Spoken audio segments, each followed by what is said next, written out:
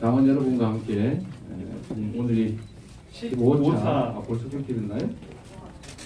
계신 분 때려주실래요? 이벤트로 지금 제가 하여튼 두드려주세요. 제15차 최고위원회의를 속개하겠습니다. 이것도 재밌네요. 국회의원 최고위원 이게 발언을 하면 국회의원 순서가 궁금하시잖아요. 선수인지 나인지. 근데 이게 투표일이라고 하고요. 최고위원분들 이 발언하는 순서가 굉장히 민감하다고 하는데 누가 발언할 줄 모릅니다. 이번에도 당 대표님이. 네. 원래 당 대표님께서 모두 발언하셔야 되는데 당 대표님 모두 발언하시겠습니까? 근데 이게 그래도 우리가 정무적 얘기를 안 할 수도 없지 않습니까? 자, 오늘은 원래 제가 제일 문제하고 가끔씩 한데 가끔씩을 많이 했더니 정상인 것처럼 정말 그런 경향이 있습니다. 비정상이 오랫동안 계속되다 보면 비정상이 정상으로 느껴지는 경우가 있습니다. 자, 오늘은 최고위를 당원 소통 공간인 당원존에서 하게 됐습니다. 우리 민주당이 이름 그 자체처럼 국민의 정당 그리고 당원의 정당으로 확실하게 자리 잡겠다는 의지를 공개적으로 표명하는 실질적으로 출발하는 첫날이 되기를 바랍니다. 우리 함께한 당원 여러분께서도 내가 민주당의 주인이고 또 대한민국의 주인이다라는 자긍심 그리고 그 자긍심에 부합하는 만큼 이 나라가 진정한 민주국가가 될 수 있도록 이 당이 민주당이 될 수 있도록 실천을 통해서 실질적인 결과를 만들어내 주시길 바랍니다.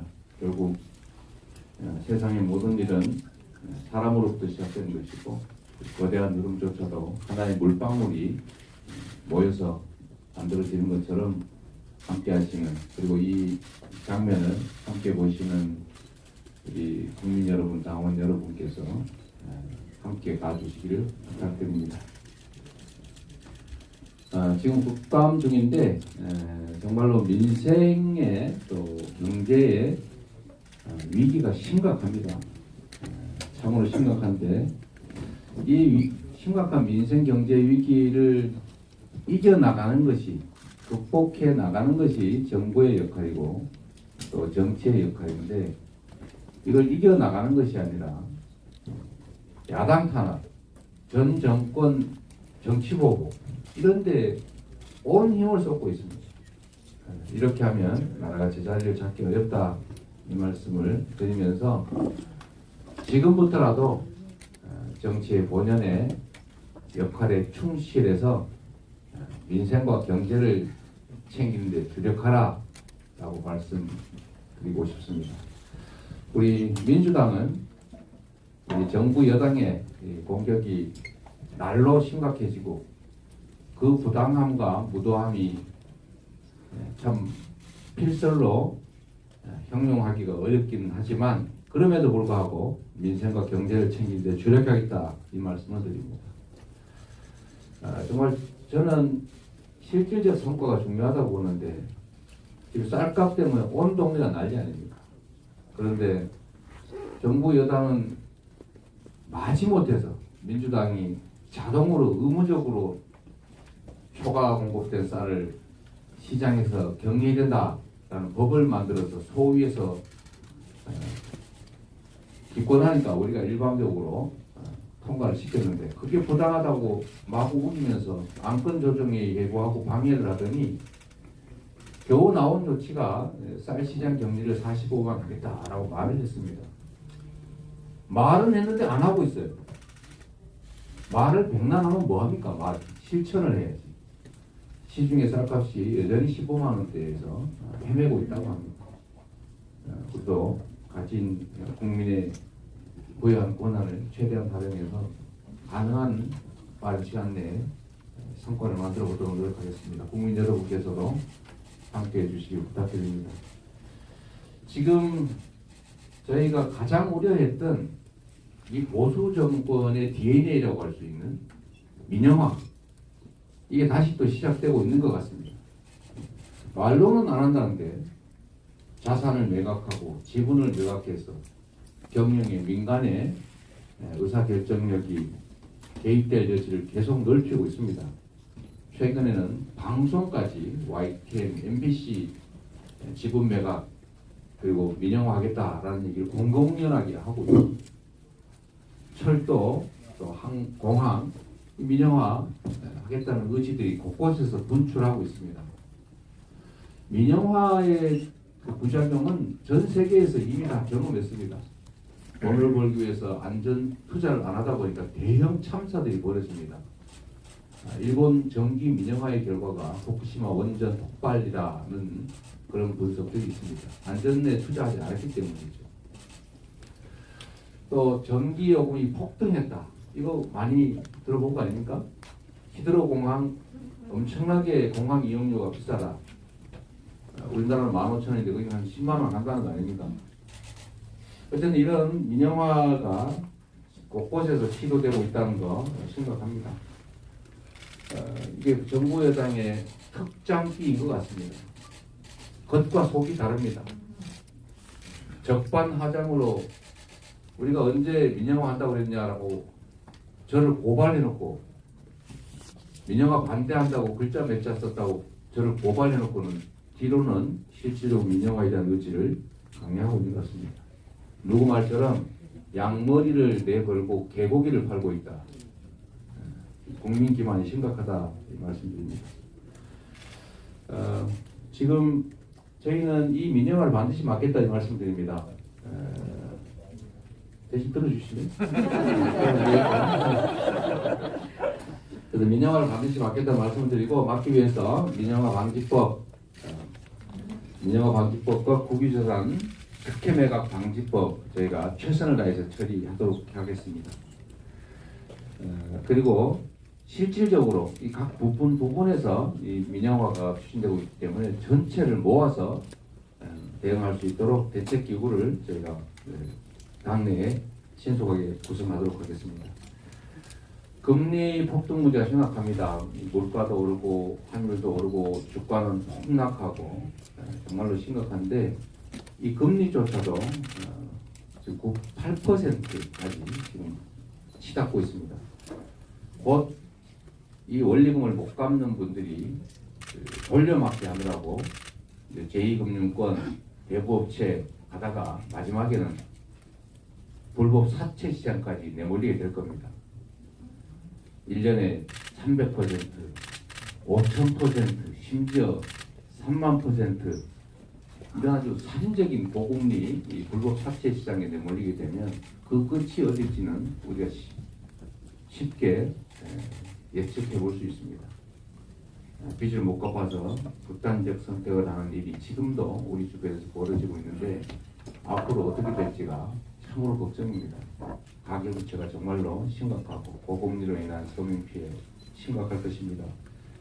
정부가 이 부분에 대해서 시장이 막힌다 이런 아니한 소리 하고 있을 때가 아니라 반드시 합당한 대책을 신속하게 내야 된다 말씀을 드리고 우리 민주당은 서민금융지원제도를 강화해서 중저금리로 갈아탈 수 있도록 불법 사채 시장에서 고통받지 않도록 하겠습니다. 불법 사채 무효법 그리고 이자 폭리 방지법 저희가 최선을 다해서 처리해 나가겠다는 말씀을 드리고 정부에 다시 한번 촉구드립니다. 국민이 맡긴 권력으로 자신의 무능과 자신들의 실패를 숨기기 위해서 야당 탄압하고 전 정권 공격하는데 골몰하지 마시기 바랍니다. 그거는 국민에 대한 예의가 아닐 뿐만 아니라 그건 국민이 권한을 맡긴 것에 대한 배신이다 이 말씀드리고 언제나 권력은 유한하다 라고 생각하시기 바랍니다. 고맙습니다. 네, 다음으로 박홍근 원내대표의 발언을 듣겠습니다.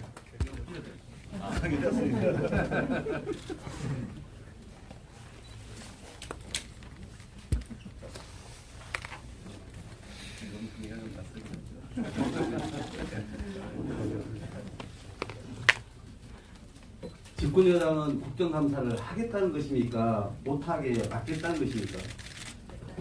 국민 17이 외교 대참사라고 하는데, 그래서 해임 결의안 외교부 장관을 극찬합니다. 절차 핑계로 국회 의결을 무시하면서 증인의 도피성 회의 출장을 두둔합니다. 북한이 일주일 새에 탄도미사일을 5번이나 쏘았는데도 오로지 서해 공무원 사건에만 집착합니다.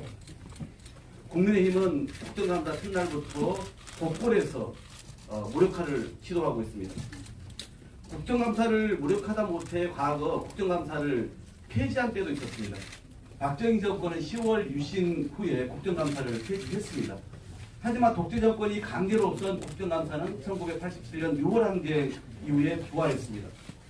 지금 국감을 무력화하는 정부 여당의 꼼수도 독재 정권을 닮았습니다. 조직적으로 자료 제출을 거부하고 산하기관까지 거부를 종용했습니다. 또 국감 하루 전날 대통령 비서실장은 강대강 공세를 주문했습니다. 여당에 야당 대하는 법까지 지침을 내렸다고 합니다. 대통령 비서실장이 국민의힘 국정감사 상황실장입니까? 카메라에 잡힌 여당 국회의원의 골프 약속 참 부끄럽습니다. 학생은 땡땡이 쳐도 수업료 내는데 국회의원은 땡땡이 쳐도 세비를 받냐며 엄벌에 처하라는 비아냥이 줄을 잇습니다. 국무조정실이 만든 큰민폐가 있으니 마음 놓고 땡땡이라도 치라는 것입니까? 더 이상 정권 핑계는 국민에게 통하지 않는다.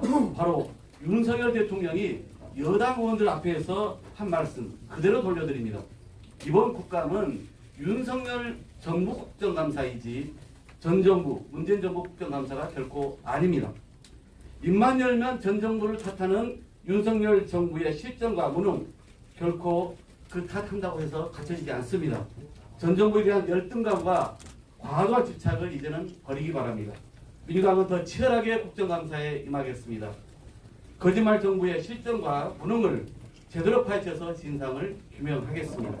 정부 여당은 국감 무력화에 혈안이 되어 있지만 민주당은 정부가 방치한 경제 민생 위기를 점검하고 대안을 제시해 갈 것입니다. 투자와 경제 성장을 끌어내기 위해 고소득층과 기업에 대한 대대적인 감세 조치를 단행한다. 바로 지난 22일 영국 보수당 트러스 총리가 발표한 내용입니다. 윤석열 정부의 발표라고 해도 그대로 믿을 만큼 똑같습니다. 하지만 영국은 그 후 열흘 만에 감세 조치를 철회했습니다. 법인세 인하가 세계적 흐름이라던 우리 총리와 경제부총리, 왜 영국 사례는 바로 따르지 않는 것인지 의아할 따름입니다. 지뢰밭 걷는 한국, 바로 우리 지금 경제를 가리키는 말입니다. 실물 경제, 금융시장 할 것 없이 곳곳에 비상등이 켜져 있습니다. 6개월 연속 무역적자, 1,400원대 돌파한 원달러 환율 등 쌓이는 악재 속에 재계는 비상경영에 돌입했고 국민도 허리띠를 졸라매고 있습니다. 오직 윤석열 정부만 딴 세상입니다. 상황이 이 지경인데도 경제 컨트롤 타워인 추경호 부총리는 경제 위기 가능성은 매우 낮다며 낙관론만 펼치고 있습니다. 윤석열 대통령은 건전한 재정만 앵무새처럼 반복하며 물가와 금리로 매일이 위기인 국민들을 불안해하지 말라고만 합니다. 복합 경제 위기도 심각한데 더 문제인 것은 위기를 위기로 인식하지 못한 대통령과 정부입니다. 우리 국민 너무도 불안합니다. 윤석열 정부의 무능한 리더십이 불신과 불안만 키우고 있기 때문입니다. 정부가 내놓은 뚜렷한 경제 정책이라고는 상위 0.01% 재벌 대기업에만 혜택이 가는 초부자 감세일 뿐입니다. 세계 경제는 지금 영국과 같이 선진 산업국도 견디기 힘든 상황입니다. 윤석열 정부는 이를 반면교사로 삼아서 초부자 감세를 즉각 처리해야 합니다. 인생을 살리고 경제를 극복할 구체적이고 실질적인 대안을 마련해야 합니다. 민주당은 이번 정기국회에서 초부자 감세와 같은 잘못된 정책은 반드시 바로잡고 어르신 일자리, 지역화폐 예산 등 국민의 삶을 지키는 민생 예산을 반드시 살려내겠습니다. 정부의 무능과 무대책에 맞서 책임 야당으로서의 역할을 다하겠다는 말씀을 드립니다. 최고위원님께서 조금 양해를 해주시면 오늘 이 자리에 지금 민생경제 위기 대책위원장님께서 오셨습니다. 그래서 특별하게 국감을 맞이해서 먼저 좀 발언을 좀 네. 감사합니다. 네. 제가 원한 거 아니에요. 네, 유태현 민생경제 위기 대책위원장님의 발언이 있겠습니다. 아니 허락도 안 했어요. 윤영식 당직자가 선출직 당직자 앞에 말하면 잘하니까. 찍힐까 봐서 저는 계속 고사를 했는데 저도 계속 고생했습니다. 그냥 짧게 하도록 하겠습니다. 제가 당대표님 1호 지시로 설치된 당내 특별위원회 중에 민생경제위기 대응위원회가 있습니다. 제가 위원장을 맡고 있는 김태년입니다. 대표님과 우리 원내대표님께서 쭉 말씀을 해주셨습니다만은 지금 경제가 아주 위험합니다. 곳곳에 지뢰밭인데 어느 뇌관이 터져서 아주 큰 경제 위기로 올지 모르겠다. 이게 저희들뿐만 아니라 경제를 걱정하는 많은 전문가들 또 실제로 우리 국민들은 피부로 체감을 하고 있습니다. 월급은 받았는데 뛰는 물가 때문에 뭔가 월급 도둑 맞은 것 같고 아무리 아껴 써도 남는 것은 없고 이게 지금 현실 아닙니까? 심지어 그래서 우리가 점심값 지원법까지 또 만들어서 어떻게든 완화시켜 보기 위해서 노력을 한 바도 있습니다만 그럼 이럴 때는 이제 대통령과 정부가 중심을 딱 잡고 경제 위기가 이번이 처음이 아니거든요. 우리가 IMF 경제 위기도 겪어봤고 외환위기도 겪어봤었는데 이럴 때는 대통령과 정부가 중심을 딱 잡고 컨트롤 타워를 역할을 해서 국민의 에너지를 모아서 이 위기를 극복하는 것이거든요. 과거에 우리 금모으기 IMF 외환위기 극복할 때 금모으기 기억하시죠? 이게 가장 큰 에너지는 위기를 극복하는 가장 큰 에너지는 뭐니 해도 국민 통합이다. 이렇게 생각을 합니다. 근데 잘 아시다시피 윤석열 정부는 국민 통합은커녕 전 정부 보복, 야당 대표 탄압, 국민 분열의 길로 가고 있는 거 아니겠습니까? 과연 경제 위기 극복에 의지나 있는지 걱정이 됩니다. 이 정책의 힘은 신뢰에서 있는 건데 대통령과 정부가 지금 국민들로부터 전혀 신뢰를 받지 못하고 있어서 어떻게 보면은 이 경제 위기 극복에 어떤 에너지를 만들어낼 수 있을지도 걱정이 됩니다만은 저희 민주당 비록 야당이지만 국가를 경영해봤고 또 앞으로 수권을 계획하고 있는 꿈꾸는 그런 정당으로서 우리 당대표와 함께 책임 있게 이 경제위기 극복을 위한 이 역할을 제대로 하겠다 이렇게 말씀을 드리겠습니다. 감사합니다. 제가 준비한 걸 어마어마하게 많은데 여기 지금 공식 회의석상이기 때문에 박수 하지 말고 지금 너무 길어지고 있어요. 지금 그래서 가능하면 최고위원들 수락해 주시고 우리 함께한 당원 여러분 이게 연설장이 아니기 때문에 조용히 걱정해 주십시오. 네, 다음으로 정청래 최고위원의 발언이 있겠습니다. 네, 나라의 주인이 국민이듯이 당의 주인은 당원입니다. 오늘 당원이 민주당의 주인이라는 하나의 상징으로 이 당원전을 개설을 했습니다. 축하할 일입니다. 대통령 직선제가 실시된 지가 언제인데 아직도 민주당은 당대표 최고위원 당원 직선제가 요원합니다. 당원이 진정한 당의 주인이라면 전당대회 룰부터 뜯어고치고 그리고 주요 정책에 대한 전당원 투표 그리고 당원들의 소통, 교육 이런 부분을 강화하는 당내 민주화, 당내 혁신을 하루빨리 이루어야 할 것입니다. 연내 당내 혁신 특위를 만들어서 당원들이 만족할 수 있는 그런 안을 한속히 내오기를 저도 희망합니다. 감사원은 국가의 세입 세출 및 법률이 정한 단체의 회계감사를 하는 대통령 직속기관입니다.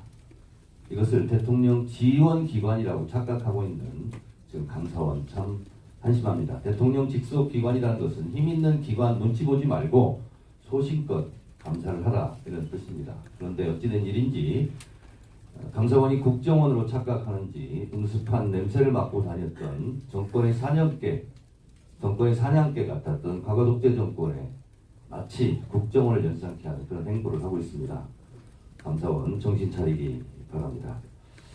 대통령은 외교 무대에서 욕설을 해대고 국무총리실은 전두환 50 독재 정권에나 있을 법한 관계기관 대책회의를 연상케 하는 컨닝페이퍼를 작성해서 각 부처 장관에게 국감 때는 이렇게 대처하고 이렇게 발언하라는 컨닝페이퍼 국감에 대한 지시를 한 것으로 확인이 되고 있습니다. 대통령실에 이어서 국무총리실도 과거로 거꾸로 가는 역사를 지금 쓰고 있습니다. 참으로 한심 뻑적지근한 일입니다. 떨어지는 것은 국경만이 아닌 것 같습니다.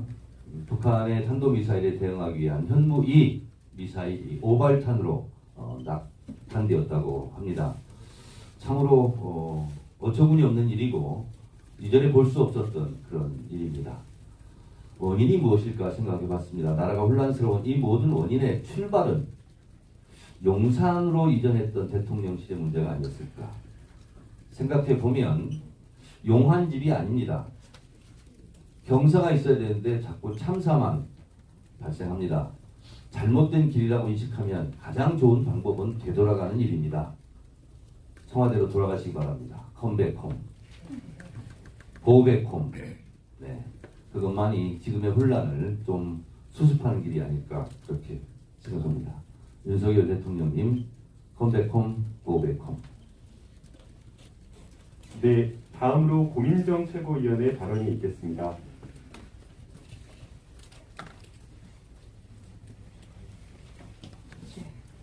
오늘 사실은 같이 좀 따뜻한 이야기도 하고 좋은 뉴스도 전해드려야 되는데 그렇지가 않아서 아쉽긴 하지만 향후에는 여기에서 더 즐겁고 또 에너지 넘치는 수다 토크도 많이 했으면 좋겠습니다. 네, 감사합니다. 오늘은 최고위원이기도 하지만 외교참사 거짓말대책위원장 자격으로 한 말씀을 좀 드리겠습니다. 정부 여당은 어디까지 국격을 떨어뜨릴 셈입니까? 지금 BBC 시사 코미디 프로그램에서 윤석열 대통령의 해당 발언이 전 세계에서 이렇게 조롱거리가 되고 말았습니다. 그런데 이제는 그 욕설 발언에서 더 넘어서서 언론 탄압 국가라는 오명을 쓰게 된 상황까지 왔습니다. 대통령이 사과 대신 오보라고 지적하고 또 여당인 국민의힘은 MBC를 고발했습니다. 그리고 이 사안은 국제사회에서 또다시 도마 위에 오르고 있습니다. 그래서 제가 외신들을 좀 가져왔는데요.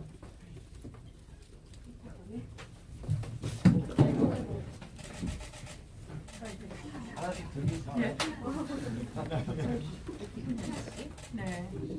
한번 받아주세요. 네. 보면 사우스차이나 모닝포스트 같은 경우에도 스콜스 미디어라고 해서 이제 언론을 꾸짖었다라고 제목을 뽑고 있습니다.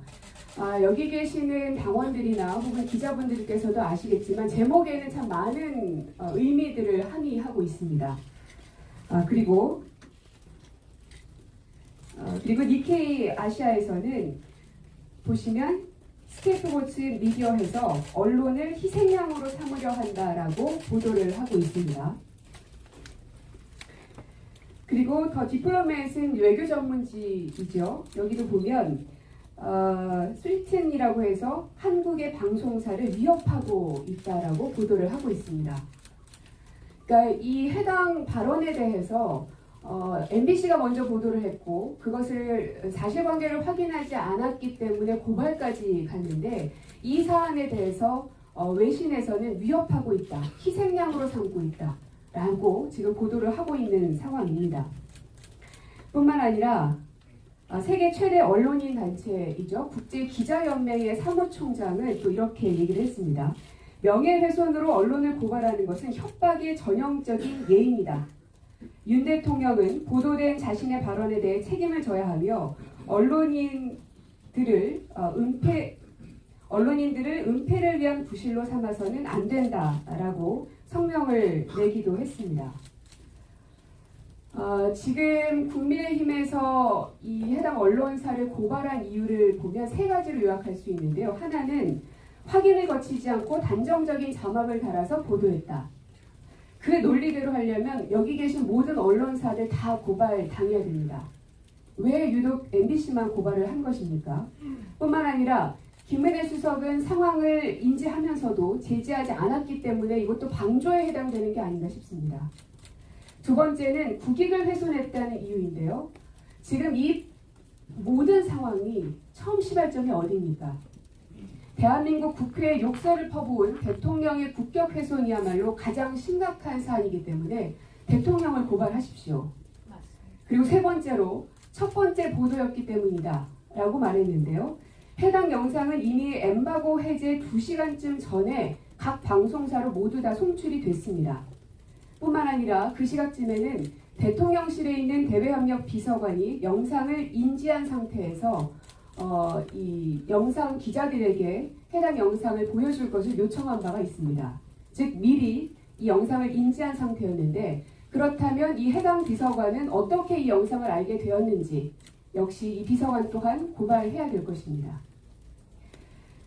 대한민국 국민들은 그동안 대한민국 국민님이 자랑스럽다. 특히나 순방을 나가면 해외에 계신 동포 여러분들께서 이렇게 대한민국 국민님이 자랑스러웠던 때가 없었습니다. 라는 이야기를 참 많이 했습니다. 그런데 지금은 얼굴을 들기가 부끄럽다. 해외에 있는 친구들에게도 말하기가 참 민망스럽다. 라는 이야기를 참 많이 합니다.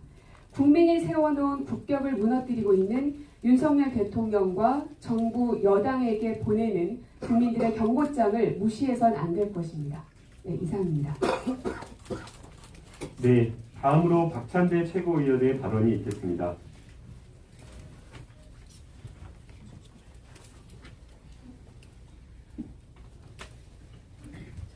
나라의 주인이 국민인 것처럼 우리 당의 주인은 당원입니다. 당원전 개관식과 함께 열리는 최고위원회라 무척 뜻깊습니다. 우리 국민은 언제나 현명했고 나라가 나아갈 길을 알려주었고 앞장서서 개척해 오셨습니다.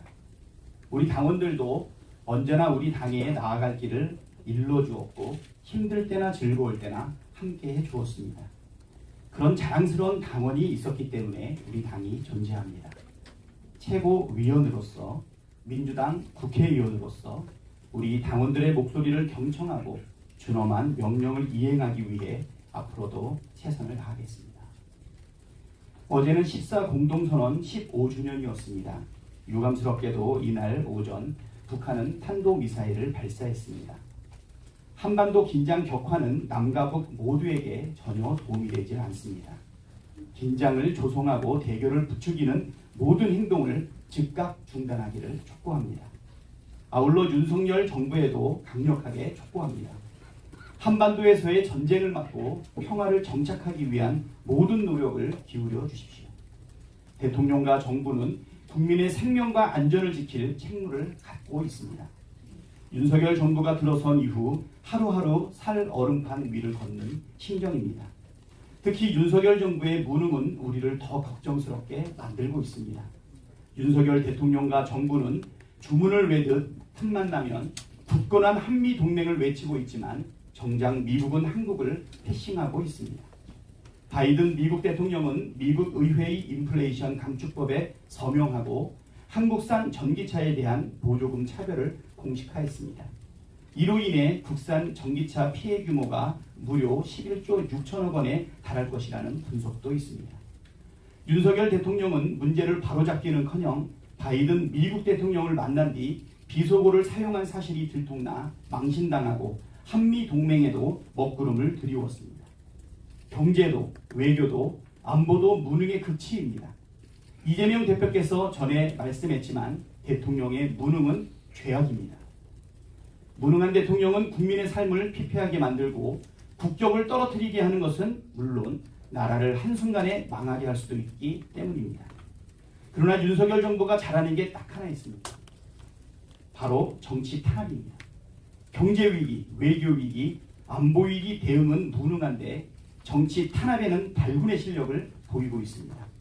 어제 검찰이 성남FC 광고비 사건과 관련해 7곳을 압수수색했습니다.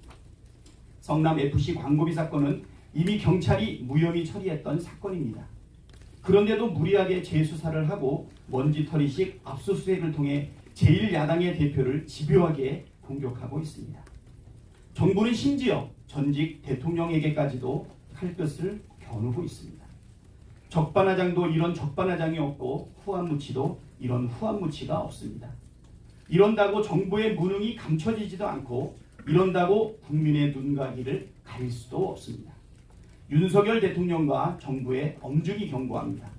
역사와 국민을 두려워하지 않던 정권들의 비참한 말로를 잊지 않았다면 그 전철을 다시 밟지 마십시오.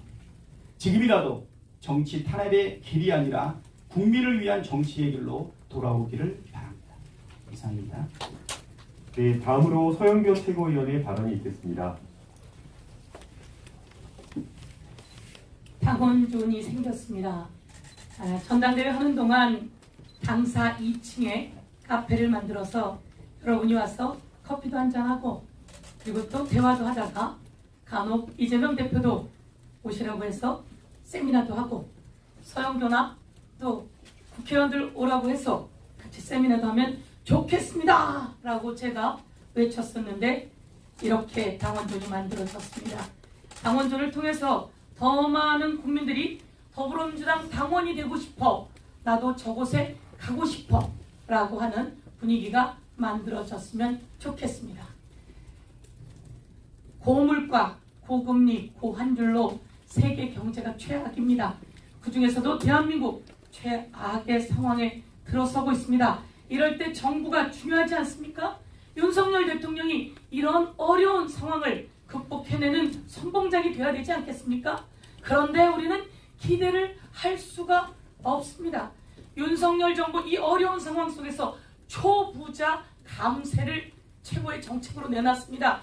법인세를 인하하겠다는 겁니다. 그것도 103개 정도 아주 초부자 법인세를 인하하겠다는 겁니다.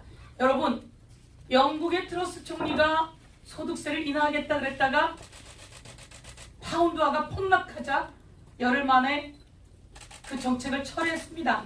그래도 현명합니다. 그나마 철회했으니. 그런데 우리 윤석열 정부는 초부자 감세를 절대 철회하지 않고 있습니다. 어제도 기재위 국감에서 기재부 장관이 그렇게 나가겠다는 겁니다. 초부자 감세, 슈퍼부자들의 감세 됩니까? 안 됩니까? 절대로 막아내야 합니다. 국민과 우리 더불어민주당이 막아내겠습니다. IRA 인플레 감축법, 미국의 IRA의 주요 내용 중에 하나가 법인세를 인상하는 겁니다. 법인세 중에 더 많이 소득이 생겼으면 추가로 납부해라 이런 내용입니다. 미국도 그렇게 하고 있는데 대한민국 정신 차려야 된다. 대한민국의 경제 수장들 그리고 윤석열 대통령 정신 차려야 된다. 이렇게 말씀드리겠습니다. 그리고 어느 대기업이 법인세 인하하게 해달라고 했는지 제가 기재부에 물었더니 그런 적 없다는 겁니다. 그런데 이 사람들 왜 그러는 겁니까? 정신 바짝 차리고 법인세 인하가 아니라 대한민국 국민의 경제를 살려내는데 올인하십시오. 저희 더불어민주당이 더 빨리 뛰겠습니다. 윤석열 대통령이 정말 사고를 많이 치십니다. 여러분 이 장면 보셨습니까? 네. 보셨습니까? 네. 국군의 날에 있었던 그 장면입니다. 노무현 대통령도 국군들에게 이야기를 합니다. 부대 열중샷. 군대를 다녀왔는지 안 다녀왔는지 이명박 대통령도 부대 열중샷. 기념사기 직전에 부대 열중샷 해야 군인들이 열중샷하고 편한 자세로 듣는 겁니다. 그리고 박근혜 대통령도 이야기했습니다. 부대 열중샷. 그런데 윤석열 대통령은 경례를 받고 오른쪽이 경례 받았죠? 입을 꾹 다물었어요. 되게 든든해 보여요. 그런데 부대 열중샷을 안 하는 거예요. 딱 몇 글자입니까? 부대 열중샷. 6글자예요, 6글자. 거기서 하는 프롬프트에 있는 내용 말고 그냥 스스로 해야 되는 단어 6글자였습니다. 부대 열중샷. 정말 잊어버린 겁니까? 아니면 비읍자가 들어가서 얘기하고 싶지 않았던 겁니까? 저는 부끄럽습니다. 그래서 부끄러움을 다시 한번 말씀드리고요. 한 가지 더 말씀드리겠습니다. 어린이집을 갔어요. 어린이집에서 어린이집 교사 선생님이 그렇게 이야기했습니다.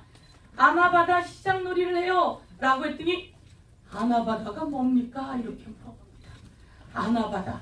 대통령 후보 토론회 때 하리백이 뭡니까? 이렇게 이야기하더니 탄소 중립 세계적 추세입니다. 대한민국 해야 됩니다.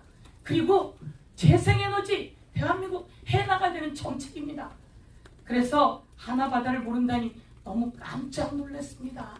부대 열중샷도 그렇고 자기가 발언한 것도 기억이 안 나고 그래서 네티즌들이 이렇게 얘기합니다. 아나바다로 내가 삼행시를 줘볼게요 라고 합니다. 아무리 봐도 나는 바이든으로 들려. 다시 들어도 바이든으로 들려. 이렇게 이야기를 합니다. 자, 마지막입니다. 우리 고민정 최고가 이야기했습니다. 언론을 탄압하는 윤석열 정부 이제 문화를 탄압하고 있습니다. 그리고 고등학생까지 탄압하고 있습니다. 고등학생이 윤석열차를 웹툰으로 그려서 상을 받았습니다. 여러분 진짜 기가 막히게 잘 그리지 않았습니까? 정말 잘 그리지 않았습니까? 네티즌들은 그렇게 이야기를 합니다. 금상감이 아니야. 대상감이야. 정말 창조적인데 아주 잘해. 이렇게 이야기를 합니다. 그런데 이 상 취소하라는 듯이 문체부가 압력을 하기 나섰습니다. 영국에도 이와 비슷했던 그림이 있었습니다. 이거 제가 영국 쪽하고 알아봤습니다. 알아보라고 했습니다. 아무도 탄압하지 않습니다. 도대체 대한민국 왜 그러는 겁니까? 고등학생까지 탄압해서야 되겠습니까? 다시 한번 말씀드립니다. 대통령께서는 경제 살리기에 몰두하십시오. 그리고 잘못한 것은 잘못했다 이야기하십시오. 그리고 거짓말은 더 이상 안 된다 이렇게 말씀드리겠습니다. 감사합니다. 네, 다음으로 장경태 최고위원의 발언이 있겠습니다. 네, 박찬대 최고위원님 감사합니다. 오늘 당원과 소통하고 당원과 함께하는 당원전이 시작합니다. 당원께서 당사 화장실조차 이용하지 못해서 너무 죄송했는데요. 오늘을 시작으로 또 이 당원과 함께 혁신민주당을 만드는 데 시작하는 계기가 되도록 하겠습니다. 김건희 여사의 대통령실과 간접공사업체 선정 관여 의혹에 이어서 대통령 경호처도 100억짜리 과기부 사업에 연구기관 선정에 관여하려 한 의혹이 밝혀지고 있습니다. 저는 어제 과방위 국정감사에서 2023년 과기부 경호보안 검색 대응 기술개발 사업의 예산안에 연구기관이 미리 선정된 채 작성된 자료를 공개하였습니다. 해당 사업은 지난 7월 경호처와 과기부가 MOU를 맺고 진행하던 사업인데요. 경호처의 자료에 따라 예산안이 작업되었다라는 과기부의 주장과 달리 경호처가 R&D 사업 경험이 없어서 자료를 보낸 것이다 라는 답변도 확보하였습니다. 그러나 의원실 요구 자료에는 이를 미정으로 수정하여 제출하였습니다. 이는 국회가 요구한 자료를 거짓으로 제출하는 경우로 명백한 국회 증언감정에 관한 법률 위반입니다. 과기부는 국정감사 방해 행위에 대해 응당 책임져야 할 것입니다. 더구나 경호처는 과기부와의 MOU 일주일 전 관련 추진단을 발족하면서 해당 연구기관이 속한 대학과의 기술협력 계획을 발표했습니다. 경호처의 의도는 분명하고 과기부의 변명은 무색합니다. 특히 경호처가 낙점한 연구기관은 논문 표절 논란으로 논문이 철회되었고 이종호 장관의 아들이 속해 있습니다. 경호처의 공모 사업 비리와 과기부 장관의 이해 충돌까지 이어질 수 있는 매우 심각한 문제입니다. 어떻게 예산도 확정되지 않는 사업이 선정 기관까지 미리 결정될 수 있었던 것인지 경호처는 그 진실을 국민 앞에 낱낱이 고백해야 합니다. 국민들의 의혹이 완전히 해소될 때까지 운영위 국감 등을 통해 이 사안을 끝까지 밝혀나가겠습니다. 이상입니다. 네, 다음으로 서은숙 최고위원의 발언이 있겠습니다. 네, 오늘 당원전에서 개최되는 이 최고위원회 굉장히 감격스럽습니다. 당원과 지도부의 거리가 오늘만큼 이렇게 허심탄회하게 서로 마주 앉아 얘기 나눌 수 있는 그런 민주당이 되었으면 좋겠습니다. 저는 윤석열 정부 외교 참사와 대통령의 비속어 사용 이후에 대통령실과 국민의힘의 대응을 보면서 처음에는 이런 생각을 했습니다. 외교 참사와 욕설 사용을 사과하기 싫은 대통령을 구하기 위한 국면 전환용 정치 탄압으로 나라가 또 혼란스럽겠구나 이렇게 생각했습니다. 그런데 이런 예측은 윤석열 정부를 순진하게 진단한 것이라는 것을 깨달았습니다. 정부 여당이 욕설과 외교 참사를 가리기 위해 이슈를 이슈로 덮는 일시적인 잔재주를 부리는 것이라면 한심하지만 차라리 다행입니다. 잔재주가 통하지 않으면 정신을 차릴 가능성이라도 있기 때문입니다. 하지만 지금 윤석열 정부는 국면 전환용 이슈 만들기 차원이 아니라 감히 사정 권력 독재, 반민주주의 독재의 길을 걷고 있습니다. 최근 발생한 예를 세 가지 들어보겠습니다. 첫 번째, 윤석열 정부 사정기관은 전임 대통령과 야당 대표를 표적으로 삼아 무리한 먼지털이식 수사를 자행하고 있습니다. 수많은 범죄자와 함께 연루된 대통령 부인의 주가 조작 의혹 사건은 아예 눈길도 주지 않고 있습니다.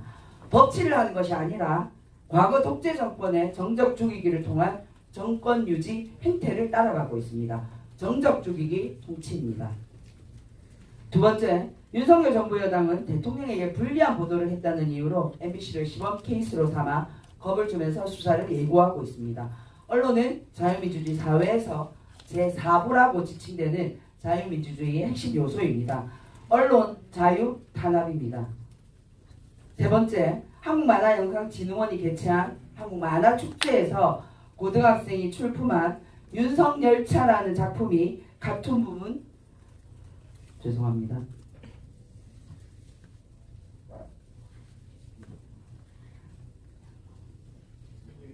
네, 죄송합니다.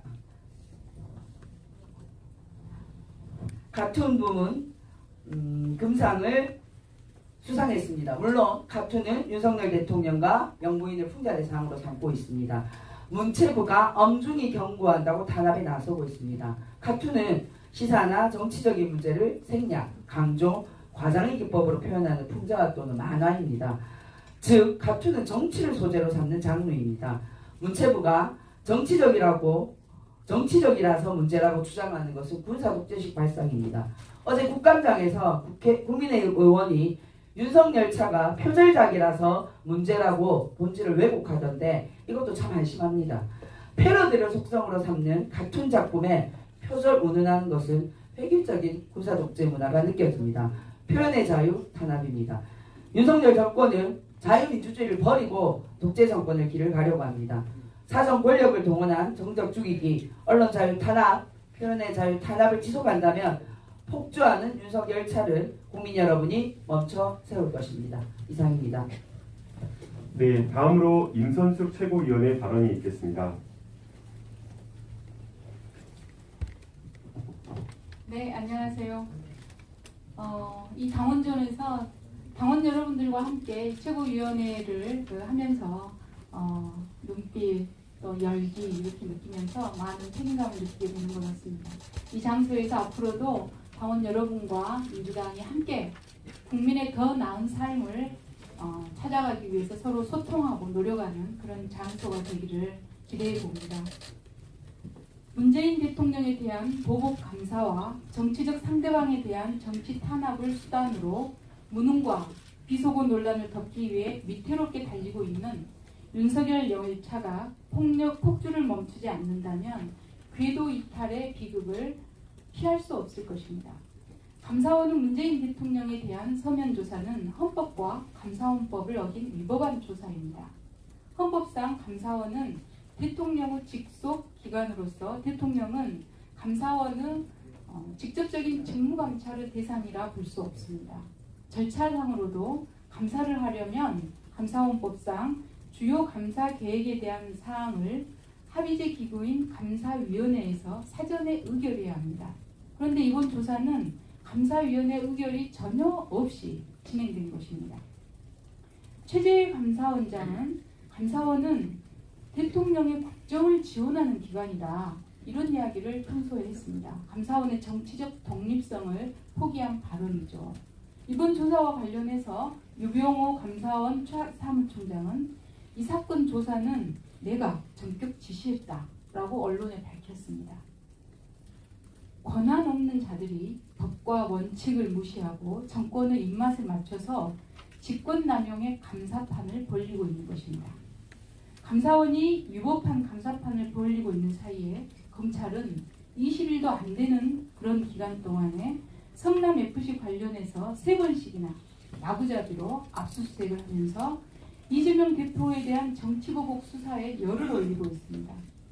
경찰이 지난 4년 동안 수사에서 탈탈 털어서 수사를 했다고 합니다.